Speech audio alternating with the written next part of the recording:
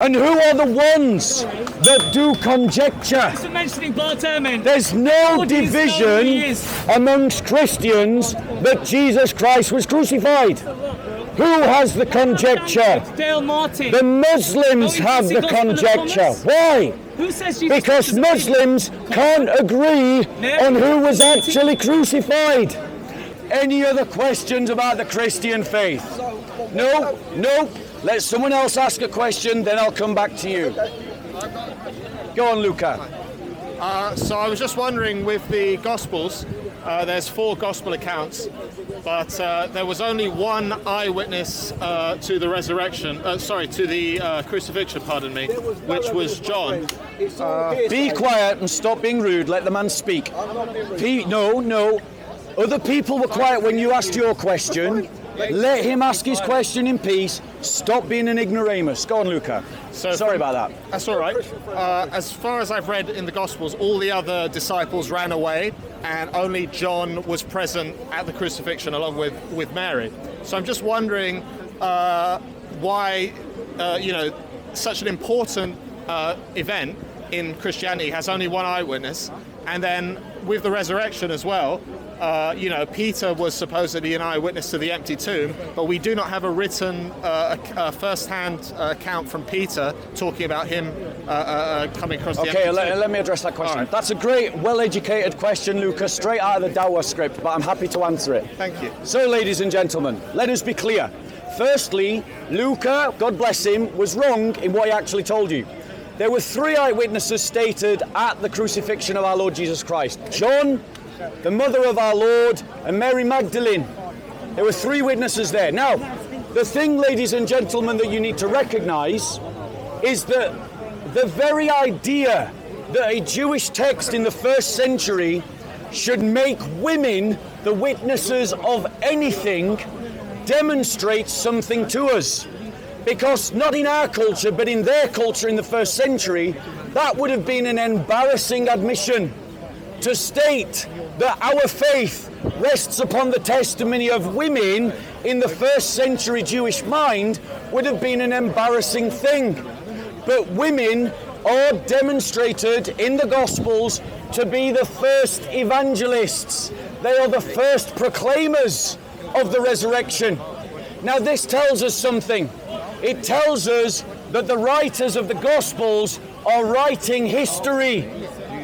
Because if you're going to make something up, you try to make it credible. Like the Muslims who wrote the fake Gospel of Barnabas in the 16th century. They tried to make it credible. So if you're going to make something up, you make it credible. And in the 1st century world, you wouldn't have made it credible by saying that your witnesses were women. Now the second point to Luca's honest question was Peter was a witness to the empty tomb. Why don't we have a first account of Peter's writings? Well, Peter couldn't write. He was a fisherman, so he preached. And it was his disciple, Mark, who wrote down his gospel. And thus, through the writings of Mark, who summarized the preachings of Peter, we have Peter's teachings.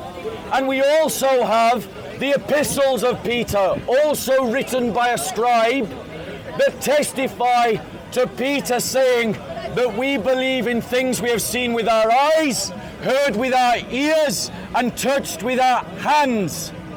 And he was speaking of the transfiguration, and it demonstrates the historicity of the Christian faith. There is a lie, especially amongst Muslim da'i, Muslim evangelists, that is repeated in ad nauseum by Muslims, that we don't know who wrote the Gospels, and so therefore it's not true. The fact of the matter is, ladies and gentlemen, that knowledge of authorship has absolutely nothing to do with what is true or false. Let me demonstrate. None of you know my name. None of you know my name. But Luca says that he became a Muslim because he heard about sex in heaven, and so he said, sign me up. Is that true, Luca? That's part of the reason I did. That is part of the reason. Do any of you know my name, or am I an anonymous witness? I am an anonymous witness, but what I said is true.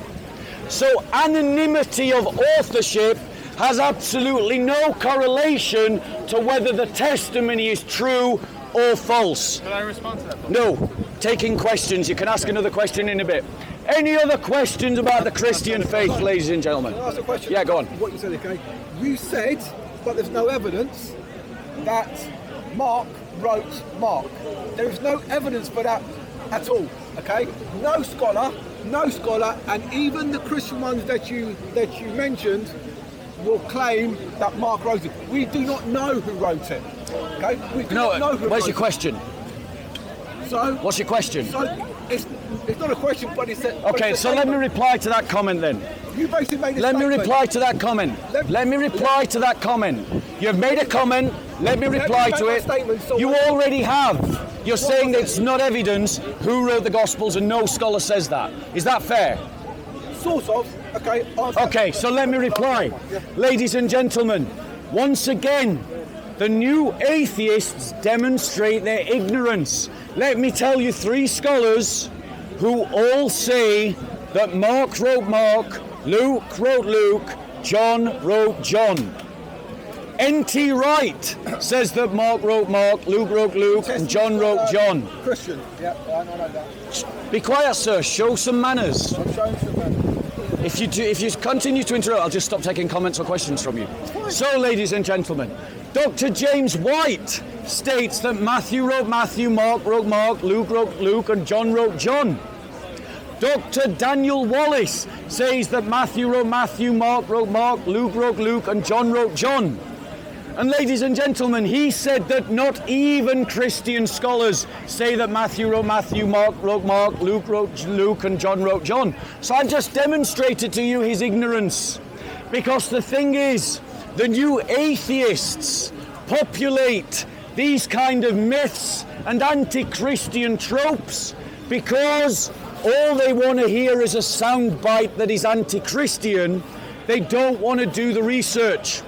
Why does N.T. Wright, Dr. James White, and Dr. Daniel Wallace say Matthew wrote Matthew, Luke wrote Luke, and John wrote John? I'll tell you why. Because there is evidence.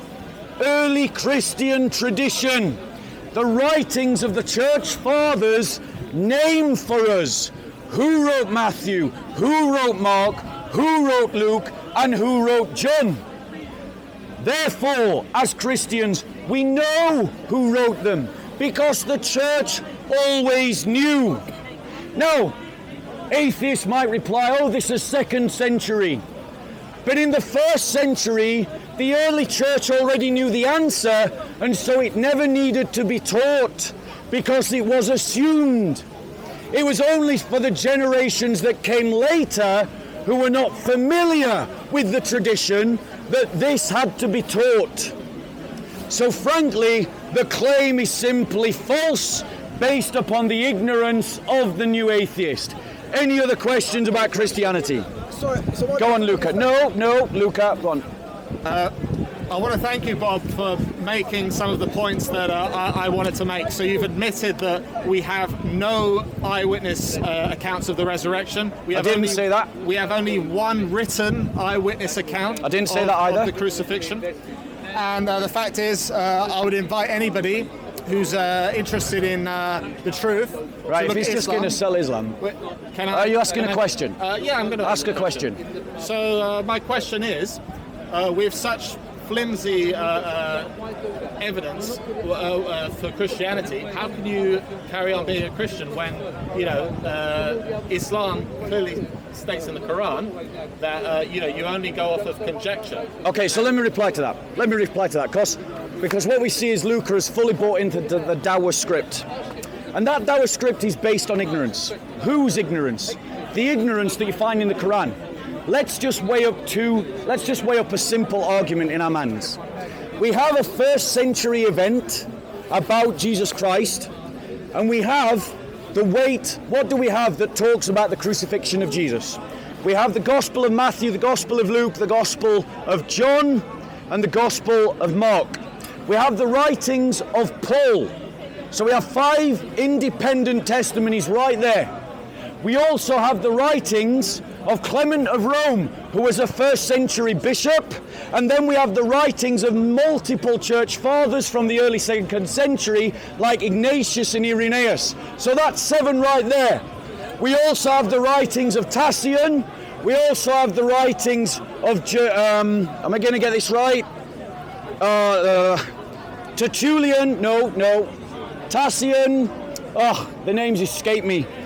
And a number of other Christians. I'll get them out in a second. So we have multiple 1st century witnesses to the crucifixion of Christ. I'll give you in a list in a second. Now, ladies and gentlemen, what do we see? We see, What did you call me again? we see, ladies and gentlemen, that we have over 10 independent 1st century sources that talk about the crucifixion of Jesus. And what are we supposed to believe over those 10 independent sources that were written by Jews, Roman pagans, and Christians? We're supposed to believe a 7th century document supposedly written by a 7th century Bedouin, 7 centuries late, in the Arabian Peninsula, in a language that Jesus didn't speak, not being a witness to any of the events, unfamiliar with any of the witnesses, and having no historical continuity to the community that was founded by Jesus Christ. Any historian like Bart Ehrman, who is not a friend of Christianity and he's just sunk Islam, says that we don't go to the Quran to learn anything about Jesus. It is not a credible source. And who are the ones that do conjecture? There's no division amongst Christians that Jesus Christ was crucified. Who has the conjecture? The Muslims have the conjecture. Why? Because Muslims can't agree on who was actually crucified. Some Muslims say that it was a faithful follower of Jesus that was crucified.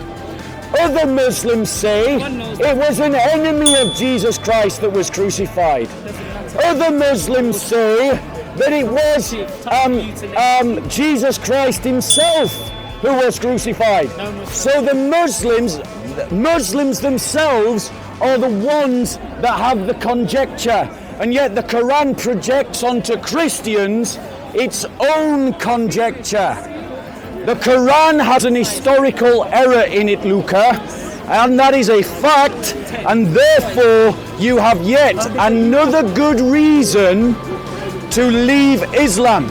But I understand the promise of a wife and the promise of fame is more important to you, and the promise of sex is more important to you than truth, and you have my pity for that. Any other questions about Christianity? No? I'm going to give other people an opportunity to ask a question.